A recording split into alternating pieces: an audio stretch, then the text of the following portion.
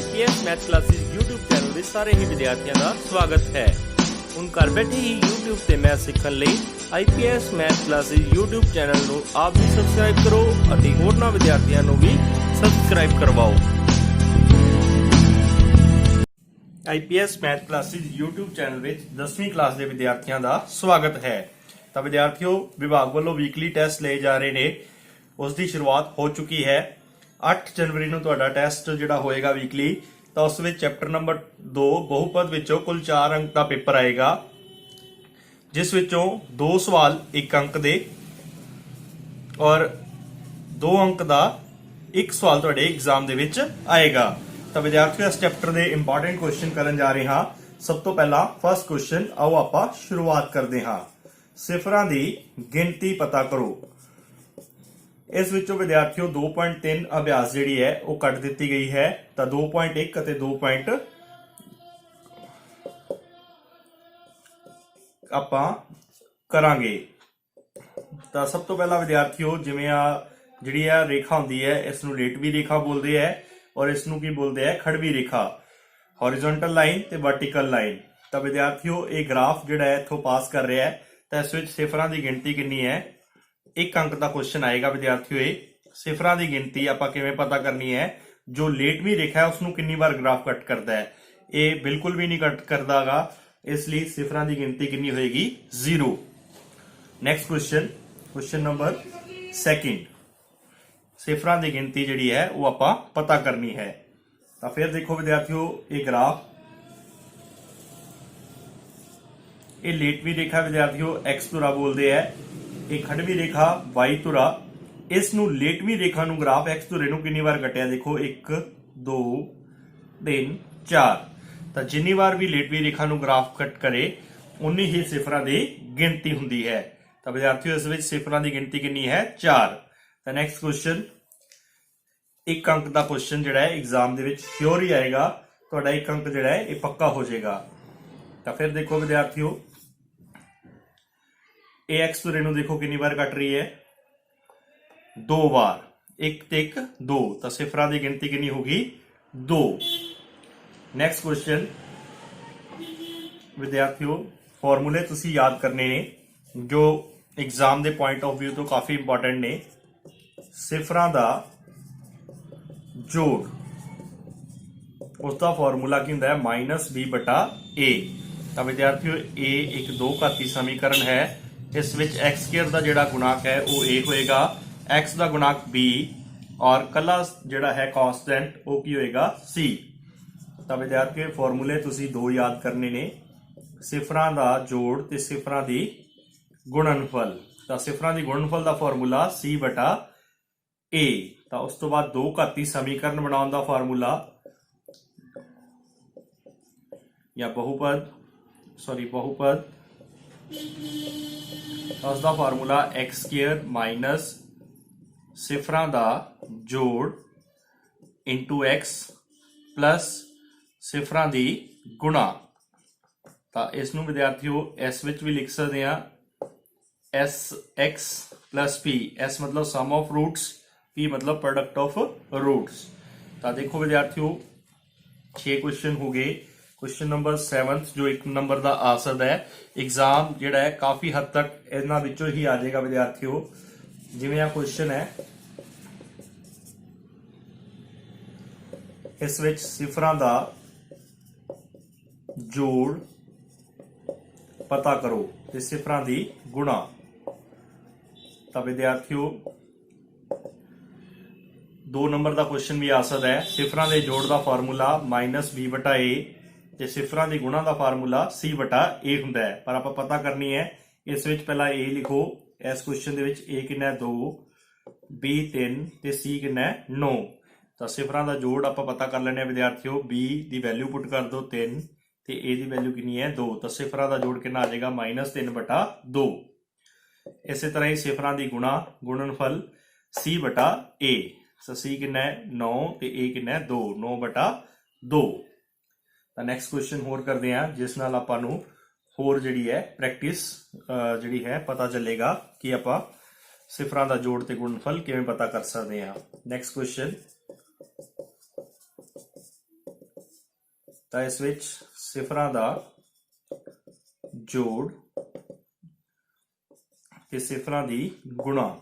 ਤਾਂ ਵਿਦਿਆਰਥੀਓ ਉਮੀਦ ਕਰਦਾ ਫਾਰਮੂਲਾ ਤੁਹਾਨੂੰ ਯਾਦ ਹੋ ਗਿਆ ਹੋਏਗਾ -b/a और इसका c/a। तो फिर आप a लिख लीए। सब तो पहला a इस विच कितना है 1, b कितना है 3, x दे अगे वाला, और c कितना है 2। तो विद्यार्थियों वैल्यूज पुट कर दो। b की वैल्यू -3, a की कितनी है 1, -3/1 यानी कि -3 आंसर आ गया। उस तो बाद a c की वैल्यू 2 और a की वैल्यू कितनी है 1, तो आंसर कितना आ गया 2। तो सिफरां दा जोड़ ते गुणनफल पता करना होवे तो अपने कोल ये तरीका है। नेक्स्ट क्वेश्चन, सिफरां दा जोड़ ते गुणनफल पता करना है।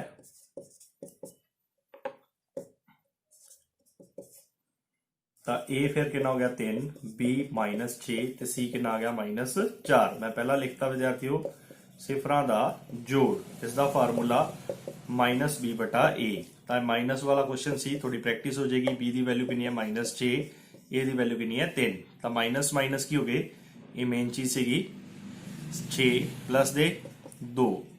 तो सिफरां दी गुणा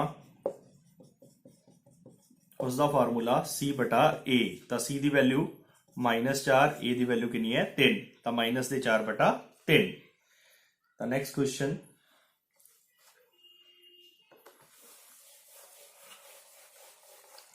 कई बार क्वेश्चन विद्यार्थियों इस तरह आ जाता है,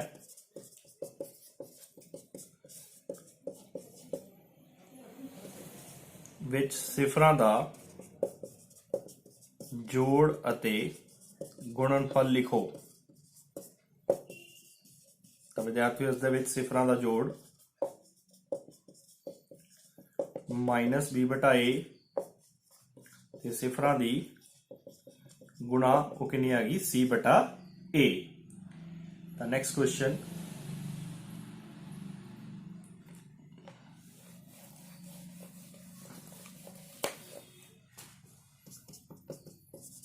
x² -15 बराबर 0, सिफरां दा जोड़ अते गुणनफल पता करो।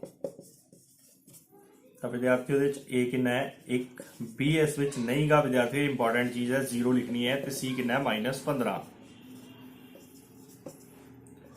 तो सिफरां दा जोड़ अपने को फार्मूला है -b/a। तो 0/1, तो अपने को कितना आ गया 0। तो सिफरां दी गुणा, इंपॉर्टेंट चीज सीगी, सिफरां दी गुणा कितनी है, फार्मूला c/a -15/1। तो अपने को कितनी आ गई -15। तो नेक्स्ट क्वेश्चन, क्वेश्चन नंबर 12।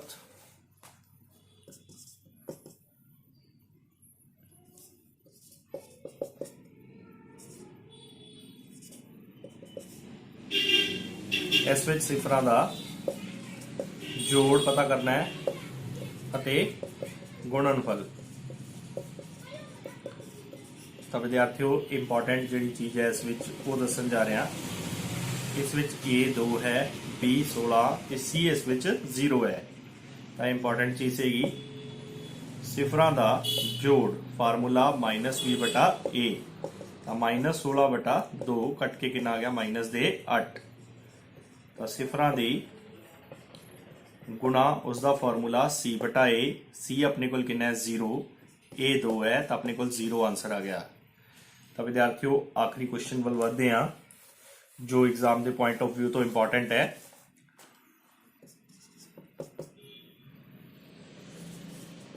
दो घाती बहुपद पता करो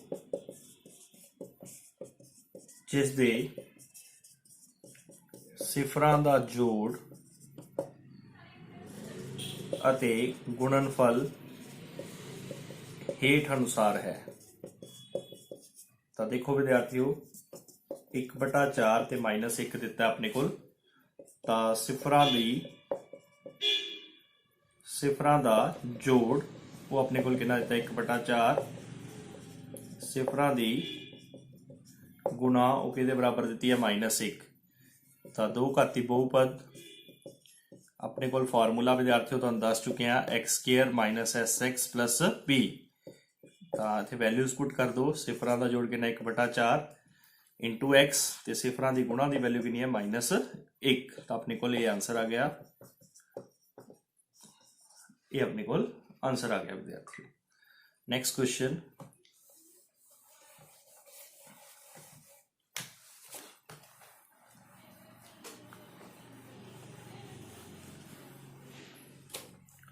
क्वेश्चन नंबर 14 इसे तरह ही विद्यार्थियों ये अपने को दिता है। तो दो घाती बहुपद उसका फार्मूला एक्स स्केयर, मैं पंजाबी च भी लिख रहा हूँ, सिफरां दा जोड़ इंटू एक्स सिफरां दी गुणा। तो सिफरां दा जोड़ पहला जोड़ होगा ते गुणा कितनी है 1/3। ये अपने को आंसर आ गया। तो नेक्स्ट क्वेश्चन,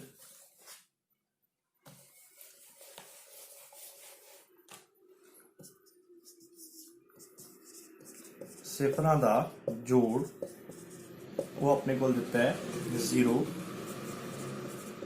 सिफरां दी गुणा वो अपने को दिती है वर्गमूल 5। तो दो घाती बहुपद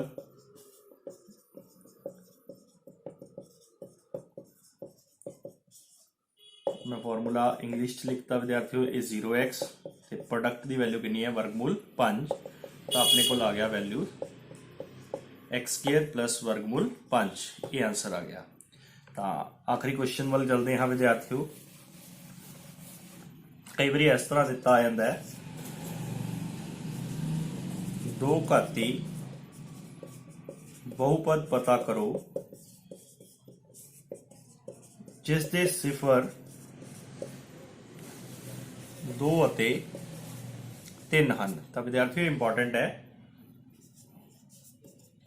ਤਾਂ ਸਭ ਤੋਂ ਪਹਿਲਾਂ ਸਿਫਰ ਦਿੱਤੇ ਨੇ 2 ਅਤੇ 3। ਤਾਂ ਆਪਾਂ ਨੂੰ ਜੋੜ ਘਟਾਓ ਨਹੀਂ ਦਿੱਤਾ, ਤਾਂ ਆਪਾਂ ਪਹਿਲਾਂ ਪਤਾ ਕਰਾਂਗੇ ਸਿਫਰਾਂ ਦਾ ਜੋੜ। ਪਹਿਲਾਂ ਤਾਂ ਇਹਨਾਂ ਦਾ ਜੋੜ ਕਰ ਲਵਾਂਗੇ। ਇਹ ਕਨਫਿਊਜ਼ ਕਰਦੇ ਆ ਵਿਦਿਆਰਥੀਓ, ਕਈ ਵਾਰੀ ਆਪਾਂ ਸਿੱਧਾ ਲਿਖ ਦਿੰਦੇ ਆ ਇਹ ਗੁਣਾ ਹੈ ਤੇ ਇਹ ਜੋੜ ਹੈ, ਪਰ ਪਹਿਲਾਂ ਆਪਾਂ ਜੋੜ ਪਤਾ ਕਰਾਂਗੇ। ਸਿਫਰਾਂ ਦੀ ਗੁਣਨਫਲ, फिर यदि गुणनफल पता करांगे 3 गुणा 2 कितना हो गया 6। तो फिर आप दो घाती बहुपद पता करनी है। दो घाती बहुपद का formula x square minus S x plus P.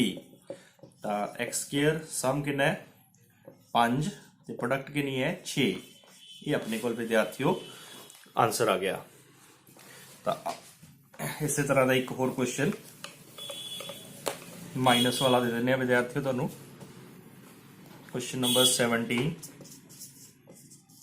दो घाती बहुपद पता करो जिस दे सिफर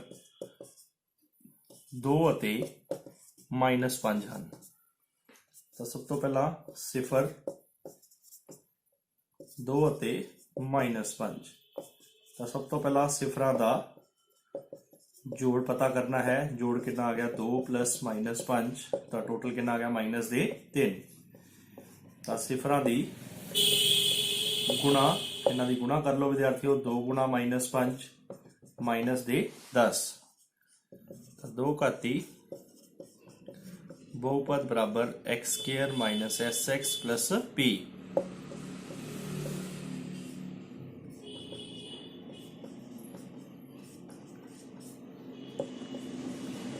माइनस माइनस प्लस प्रोडक्ट कितनी है -10। ये विद्यार्थियों आंसर आ गया। तो उम्मीद करता हाँ तुहानू सैकेंड चैप्टर जिहड़ा है कंप्लीट समझ आ गया होएगा। विद्यार्थियों इस विचों 4 अंक का पेपर होना है। तो उम्मीद करता हाँ ये चारों अंक तुहाडे आ जाएंगे। Thank you very much. IPS math classes join कर ली। धन्यवाद तुहाडा।